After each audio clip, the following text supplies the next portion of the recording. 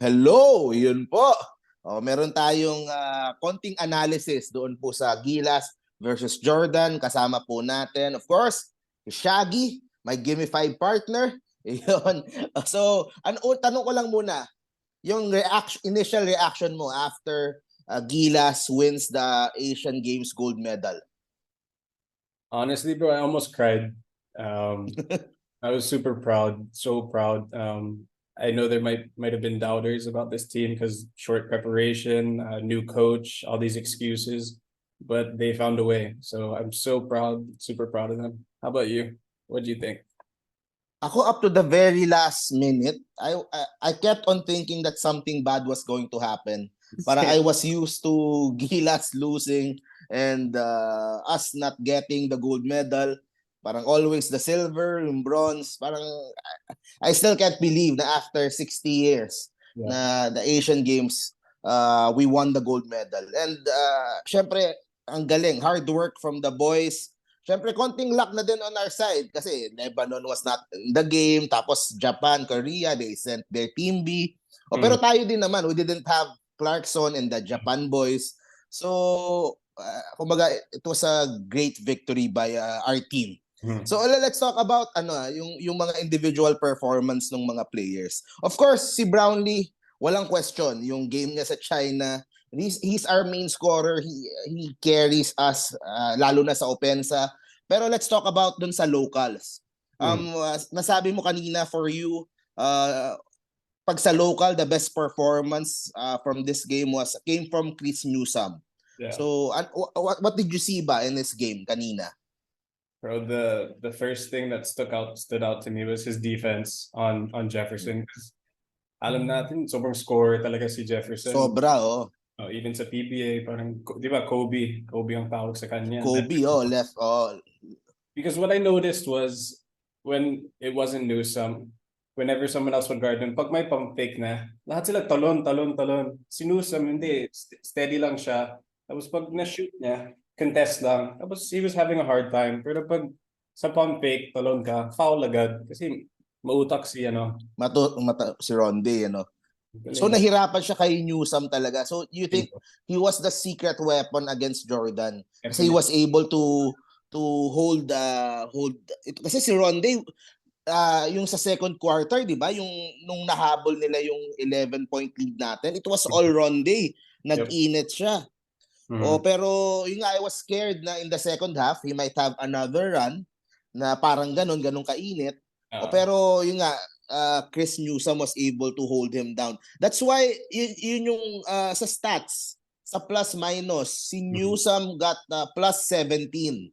So pag nandun na siya sa court, dahil doon siguro, dahil sa defense niya kay RHJ, and syempre, everything flows from there, yung transition and yung turnovers nung team. Tapos they were forced to try to score from the outside, from the 3 points, 'di ba? Tapos mala sila kanina.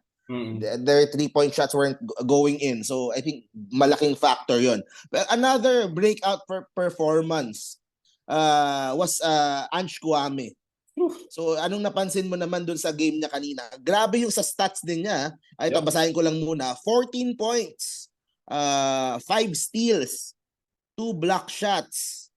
'Di ba? Tapos ayun, grabe yung sa total rebounds niya is 11. 4 offensive rebounds and 7 defensive. So anong masasabi mo sa performance kanina ni Ange? Of course, first and foremost, I'm super proud of him. It's my old teammate back in Ateneo, so to see how far he's come to where he is now with Gilas. But performance-wise, I think he did everything right. Yung mga hustle points, yung mga tip-in, lalo na sa fourth quarter, those were huge plays. Because imagine if he's not there, yung mga layups ni CJ, Tira, Sablay, walang follow-up. We don't have those points. So malaking bagay yun. Tsaka sa defense, and even for the team morale, di ba, pag wala si Junmar, parang we don't really have a big man talaga. Pero dun si Kouame, we can not relax but be confident pa rin. So malaking bagay si Ange. And he made his free throws. Yun nga, yun nga. Ah, ang galing kasi ang dalas nababash siya sa social media ng mga previous games. Sa pag-uusapan din natin na parang minsan kulang siya ng aggressiveness. Mm. Pero he was able to find this groove, no? Doon sa China game pa lang eh. Yung napapanood ko din doon sa mga vlogs din. Pag kay Junmar, yung sa China, parati na lang na-exploit yung depensa ni Junmar. Pero pag si Ange na yung nasa loob, nahihirapan na din yung Chinese na gawin yung mga nagagawa nila pag si Junmar yung nasa loob. For sure. For sure. Grabe yung si Ange. Tapos who else did? Of course si Scotty, ang ganda din ng performance kanina. 11 points, 3 assists. And yung ano niya of course yung leadership niya doon, yung aggressiveness niya, siya yung maliit siya pero siya yung nagre-rebound. I think there was two plays that stood out to me in the fourth quarter with Scotty. There was one, I think it was Newsom or CJ. He tried to throw a lob. It almost went out of bounds. Thompson grabbed it, saved it, got it to Ange, and we scored. So it could have been a turnover. And then Jordan could have came down, hit a three. It changes the whole vibe of the game. And then his 3-point shot, it was short. And coaches always say, follow your shot. And he did it. He got an easy 2 points. Those little things galing, no? wins games and wins championships. Kaya ang galing. So talaga nakaka-proud yung performance nung aside from those three, are there any other performances na from this game or the last one na napansin mo or you want to talk about? The last game, I really like CJ. I loved his aggressiveness because he's a great player, but I feel like he struggles a bit pag hindi siya aggressive because that's not his game talaga. If he's just trying to pass, facilitate, hindi siya ganun eh. He needs to be aggressive attacking because it opens up everything for the big man, for the shooters. If you have a point guard like that, it's easier. So I'm proud of CJ also. So lastly, Tol, so we won the gold medal sa Asian Games. Up next, we have the Olympic qualifiers, tapos yung sa Asia Cup in 2 years, I think, 2025. Pero yung Olympics muna, medyo mahirap yung daan natin papunta dun sa Olympics. Pero moving forward, what are your thoughts? Anong dapat gawin ng Gilas? They should keep the score, tapos yung mga galing sa Japan or UAAP, yung mga bata doon, maybe sila Amos, sila Kiambao. So anong tingin mo moving forward? Paano magandang direction for Gilas in terms of players, in terms of keeping the young core together, diba? Honestly, medyo mahirap, bro. Kasi we just won the gold medal with the team that we have. So there's a part of me that could say, let's just keep this team focused on building the chemistry, the skills. Kasi if you add other pieces, baka masira yung chemistry. But the other side is there's so many great players here in the Philippines, lalo na sa UAP, sa NCAA. So of course they could be great additions. That's just a decision they're gonna have to make. But for me, I think we just keep it how we are, honestly. How about you? What are your thoughts on that? Hindi kasi ang pag-uusapan diyan yung mga yung late additions. So sila usually yung second group or minsan kanina nga hindi din sila naglaro. Sila Arvin Tolentino, Chris Ross. Si Marshall Lassiter is medyo medyo may edad na din, 'di ba? So yung mga slots na 'yun should we give them to the Japan boys na available tuwing qualifiers or maybe doon sa mga yung mga UAAP na bata or maybe Justin Baltasar and plus yung mga hindi nakapasok na dapat kasama like Terence Romeo, and maybe one last run for Calvin Abueva. So yun yung mga choices na maybe syempre sa core as much as possible gusto natin intact with Junmar, with CJ, with Scotty.